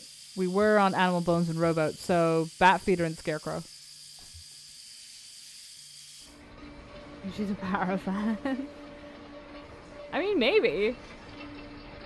The thing is, she knows too much about the wrong things.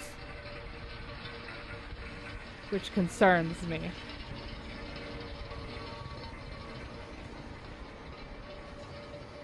Like, I don't think you fix TVs.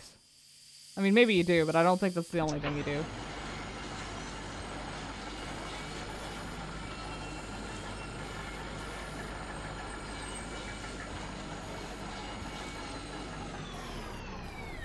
Dead end. Do you hear that? Some kind of muffled rumbling. Maybe we're near water. Could be. There was an underground lake around here years ago. I guess that's why they stopped digging so abruptly here.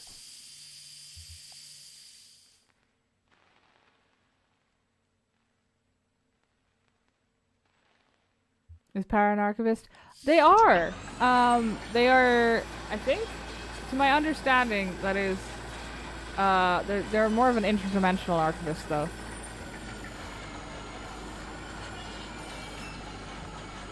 A broken track. And the tracks are all messed up here. This tram isn't going any further. I wonder what's down that tunnel.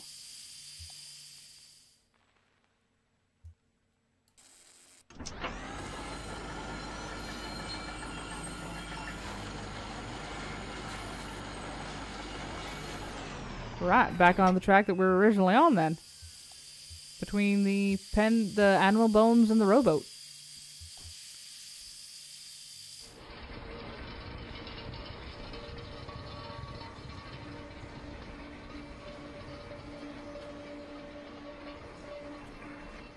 This man works real fucking weird.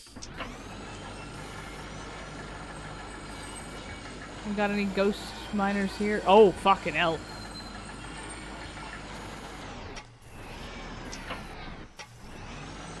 Oh, yeah. Marching for the clock in. I'm gonna leave the lights on now, thank you. Wait, what if we go this way?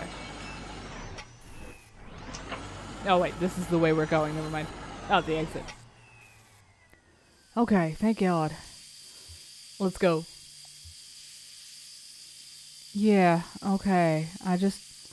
That tunnel where the tracks were broken. I'd like to take a look down there. If you wait for me here, I'll just go take another look around. We'll go with Shannon. Sure, okay. I'll be right here. I assume that's what that choice is for. Looking for good stories, which doesn't explain why you both played Redfall. Listen, sometimes you gotta find the stinkers in the hunt for the shiners.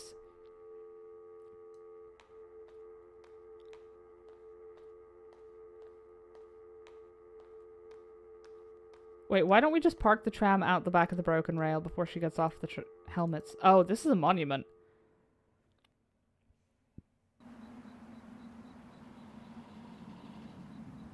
Cool, is that supposed to be wobbling, or... Get over there, Blue?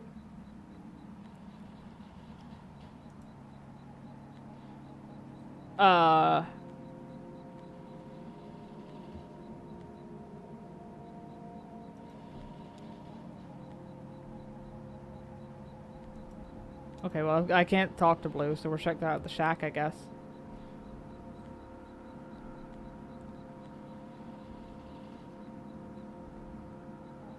The cramped shack is lined with wooden shelves. Dusty stacks of tape reels and notebooks crowd the room, but a bit of moonlight filters through a window near the ceiling. On a small desk in the middle of the room lay 3 notebooks. The red one is labeled J. Marquez, the green one is labeled R. Marquez, and the blue one is unlabeled. Start with the blue one. Conway opens the blue notebook. The notebook is full of Greek letters and cryptic mathematical formulas. Near the back of the book, what first looks like it might be an esoteric German shorthand is actually a love poem written in anagrams. I saw that. She come running up. Open the green notebook. Conway opens the green notebook. On each page is a delicately rendered charcoal drawing. Most are portraits of rugged faces. Near the middle of the book, there are a few drawings of a young girl in a miner's helmet. She plays along the minecart tracks, collecting pieces of wire. In one drawing, another young girl sits nearby, intently studying a book. Conway opens the red notebook. The pages are covered in disorganized notes, some written horizontally and others scribbled vertically into margins. A few pages are lined more evenly and divided up into... Oh yeah, this place. These notebooks are labeled Marquez. Your parents are the archivists? No, Weaver's parents are the archivists. My parents were miners. How's the leg? I can walk on it, but it's slow. Well, I'll try not to get too far ahead of you. You don't mind my hitching a ride, do you? I kinda got a lift out here and wasn't sure if, when I'd be headed back. I can drive. Yeah, maybe that's best. What do you mean, if? Don't worry, I've been driving since I was 9. I guess I should look for another route to Dogwood Drive. Yeah, alright. Well, maybe asking Weaver about the Zero was the wrong place to start. Maybe we should just ask her for specific directions. Her answers are complicated enough without a layer of indirection at the question. Playing poor Conway as a guy who's just really dedicated to getting this package delivered and doesn't care about the weird Zero. I saw Weaver at my workshop. That's up north by Lake Nolan. Right by Wax and Peonia, in the back of a bait shop. Pretty glamorous, right? These are the times we live in. She's either up there or back at the farmhouse. Whichever you want to head to first, just let me know.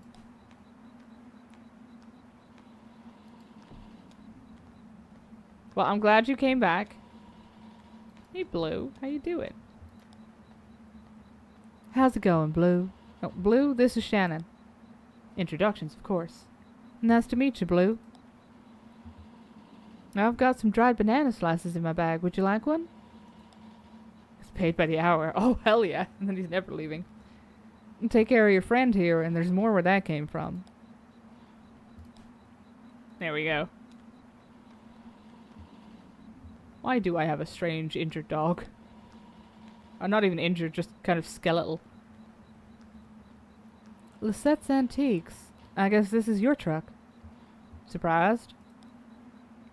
It's kind of old. No, I'm not surprised. I guess it's an antique too. I think it suits you. Calling me old? Conway moves on.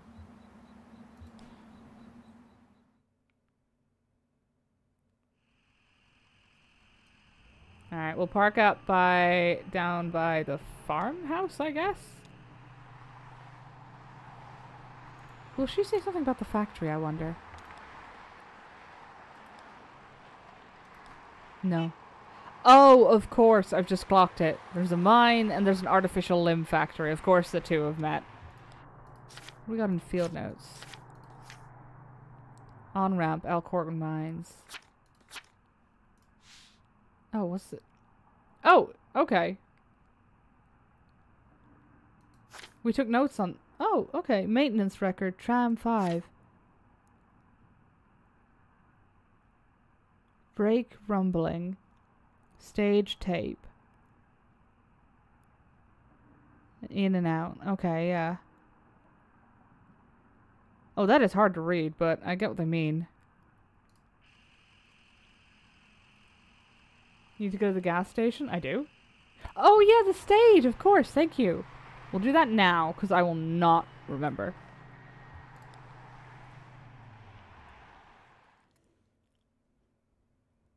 I wonder if Carrington's even still here. Hey, buddy. How we doing? Equus Oils does not sound like a gas station. It sounds like an essential oil place or something, though. Or one of those weird beauty salons that are definitely not cursed. Oh, he's not even here. I was joking when I questioned if he would still be here. Who's that? It's me. Shannon. Okay. Oh, that sounds like one of the Marcos ladies. Well, I know it's not Remedios. She's back out in Knoxville these days, so... Hello, Shannon. How's the economy treating you? My friend is looking for the Zero. Do you know how to get there? Oh yeah, that old delivery driver. What do you think of that guy, just between us? His hands shake when he's not using them. Yeah, it happens. Too much nerves or too much drink. Poor Conway's just stood there minding. It's like, do you mind? Well, it's like I told him. I can't get you folks to the Zero, but I bet you can get there. Especially now with the two of you. At least one of us is paying attention. I have never paid attention in my life. And I stand by that. Conway, it's me. Well, here you are. I found your game in that museum's archives. Yeah? If I'd had my way, I'd tear the building down? They still have that? Well, damn. You know, I think that's about the best thing I ever did. Nobody's played it. Someday, I'll have to tell you about my friend Donald. We worked together on that one. Halfway through, we kind of fell out. That's why the game ends so weird. You know, one day I'll have to tell you about that. Let's see about... Where'd Mr. Carrington go? Oh yeah, his tow truck came, so he gassed up and left. He's awfully proud of that car. Yeah, I guess he's back out looking for a venue. He said he hoped to run into you again, though. Or maybe we'll hear about it on the radio. I'll keep an ear on it for you. Who owns the tractor? Let me see if Shannon's got something else to say. It's not great. Hello, Shannon. How's the economy treating you? It's not great. Is the only one that wasn't a game? I think, yeah. Yeah, I think it is. I didn't recognize I recognized some of the others. No, I guess it isn't. Well, they got me working days and nights, but at least people still need gas. Kind of different in your line of work, isn't it? Well, I'm sure they'll come around. Maybe some old TV show will get popular and everyone will want old TVs again. That's not really how it works. I'm not explaining how TVs work to him.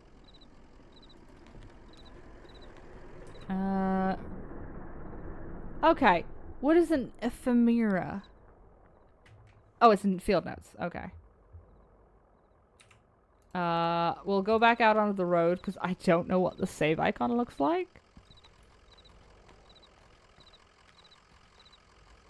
It's time to go. If there even is one, I don't know what the save point is, so presumably it's like getting back out on the road or something. But unfortunately, that is where I'm gonna have to leave it for the night, which it feels weird doing short streams again. But it turns out my self-preservation instincts did not kick in time and spare me from whatever the hell I'm gonna be doing tomorrow. Oh, I can't even complain that much. What's the book? In the bottom right corner. That is our notes. Field notes. We've got the Looking for Dogwood Drive, we've got the farmhouse, the mines, and the workshop. And then, if we flip the book back to the front, we get this little dude. Which is just our maintenance record and our notes on it, about the way the mines work. My guess is this is one of these games that you play to the end, or you hit a loop point. In regards to, like, why else would you need this? But I cannot be certain. Citation Mustang C. I don't know what that means. Back to the circle. Oh, hold on. I assume that's the menu. Here it is. Yeah. Yeah, that's definitely... Okay, that's a loop game. The hairpin appears to be stuck. Scene 10. Yeah. Okay, yeah. Okay, it's oh, the hands, I just noticed. Well. Interesting. Ow, my bones. Ugh, fuck. Ugh, old lady bones again. Tragic. I'm far too young for that. Let's see. Oh, guts. No, stop sending me bills for all the shit I bought today, please.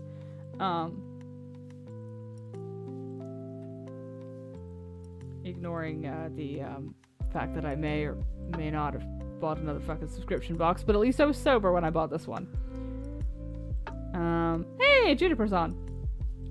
In that case, I am going to send you all over to say hi to Juniper, who's playing Stardew Valley, and I haven't seen in a while. So, stop buying fancy skins. I didn't buy any skins. I bought a bunch of new games because I have no sense of self-preservation. I also picked up Dark Souls 1 and 2, the remastered. Indica's out, so I picked that up. We played the demo of that originally. The Hungry Lamb. Okay, those three were in a bundle, so I'm not taking criticism. But I couldn't resist something called Lay a Beauty to Rest, The Darkness Peach Blossom Springs. No idea what it's about, but the name is long enough to entertain me. Black and White, not the old game about being a god. A new game. I'm not sure what it is about. Hungry Lamb, Traveling in the Late Ming Dynasty. Garden Life. Thymesia, which looks like Bloodborne, which is literally the main reason I picked it up. Zao, Kind Seed. But Indica will be on stream because we played the demo and it was fun. And also I'm too much of a coward to play it off stream. Because I'm a big brave girl. But yes, I am going to send y'all over to say hi to Juniper. As always, it's always nice to see you. I apologize for the shortness of today, and I hope I see you all around again sometime, alright? Bye!